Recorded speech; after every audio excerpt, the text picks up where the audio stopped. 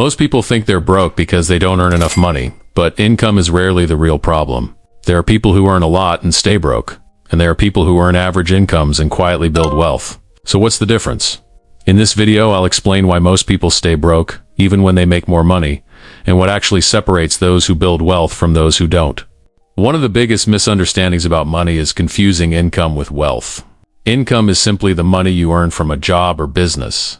Wealth, on the other hand, is what you own minus what you owe. It's the assets you've built, the investments you've accumulated, and the financial cushion you've created over time. People assume that earning more automatically makes them wealthier, but that's not true. You can earn a high salary and still live paycheck to paycheck if your expenses rise just as quickly as your income. Wealth isn't about how much money flows into your life, it's about how much of that money you keep and allow to grow. There are professionals earning six figures who feel financially stressed because their lifestyle consumes everything they make. At the same time, there are people earning average incomes who steadily build net worth because they control spending and invest consistently. The real difference isn't always income, it's behavior. Lifestyle inflation is one of the quietest wealth killers. It happens when your spending increases every time your income increases. At first, it feels reasonable. You work hard, you get a raise, and you reward yourself. A nicer apartment, a better car, more convenience, better brands, more comfort. Individually, none of these choices seem extreme, but together, they create a new baseline of expenses. What once felt like a luxury becomes normal. It becomes difficult to give up. The problem isn't enjoying your money. The problem is increasing your fixed costs so much that you eliminate your ability to invest.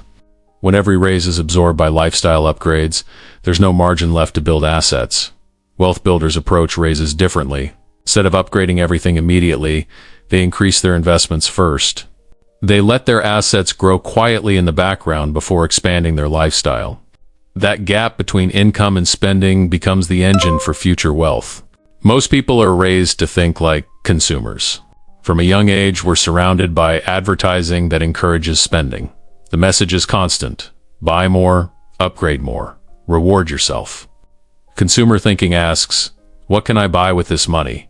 Owner thinking asks, what can this money buy for me in the future? Consumers trade money for short-term satisfaction.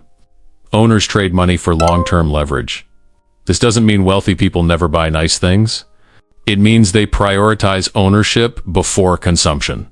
They focus on assets that can grow in value or generate income, such as investments, businesses, or real estate.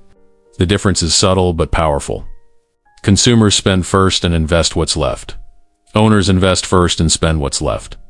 Over time, that single shift in order creates completely different outcomes.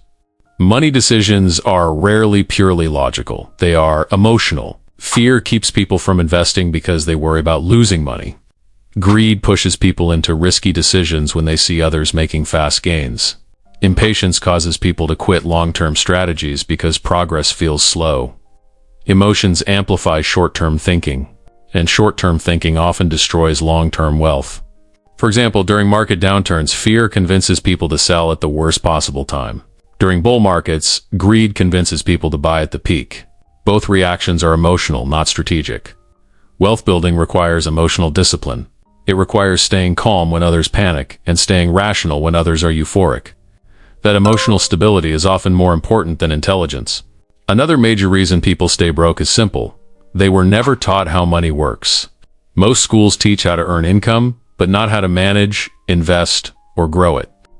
Without understanding basic concepts like inflation, compound interest, debt management, and asset allocation, people default to what feels safe or familiar.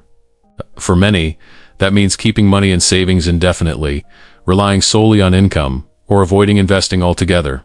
Financial education changes perspective. Once you understand how money compounds, how inflation erodes savings, and how assets generate income, your decisions begin to shift. You stop thinking only about today and start thinking about 10 or 20 years from now. Knowledge doesn't guarantee wealth, but lack of knowledge almost guarantees stagnation. Wealth is rarely created by one dramatic move. It's built through small habits, repeated consistently over time, spending slightly less than you earn, investing automatically every month, avoiding high-interest debt, continuing to learn, thinking in decades instead of weeks. None of these actions are flashy.